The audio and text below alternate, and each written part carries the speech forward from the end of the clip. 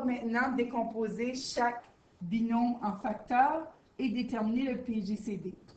Ou plutôt, en déterminant le PGCD, au lieu de terme, j'aurais dû écrire binôme. On va décomposer 6x et 9. 6x, 2 fois 3, c'est pour notre 6. Et notre x, il reste x. Notre 9, décomposé en facteurs, c'est 3 et 3. Et comme notre 9 était positif, je l'ai laissé positif.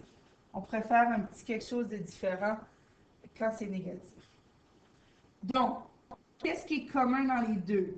J'ai un 3. Donc, je vais écrire un 3 et ouvrir une parenthèse. Et là, je vais me poser la question. 3 fois quoi qui me fait 6x?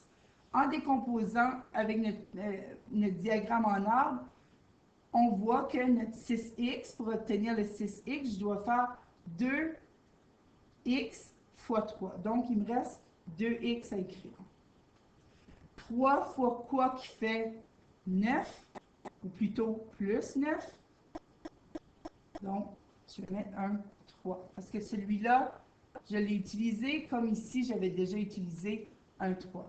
Donc notre 6x plus 9 est 3 fois 2x plus 3.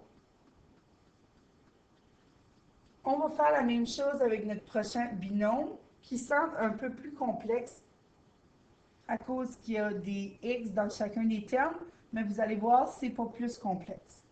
Donc, notre 5x décomposé en nombre premier, j'ai 5 et x.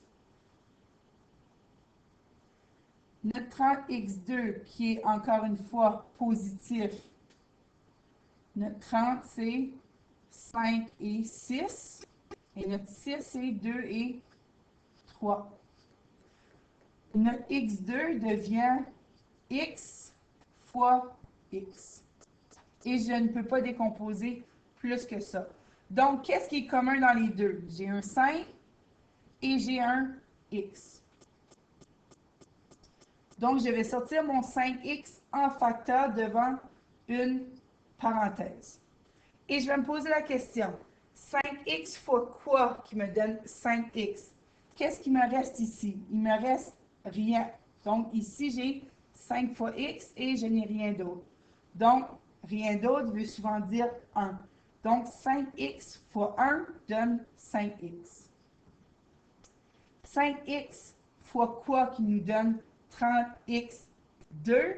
On peut aller avec notre diagramme en arbre ou on peut seulement se dire 5 fois quoi qui nous fait 30? 6. X fois quoi qui nous donne x2? Donc, j'ai besoin d'un autre x. Donc, mon 5x plus 30x2 égale à 5x, parenthèse, 1 plus 6x. Donc, 5x fois 1 plus 6x nous donne 5x plus 30x2.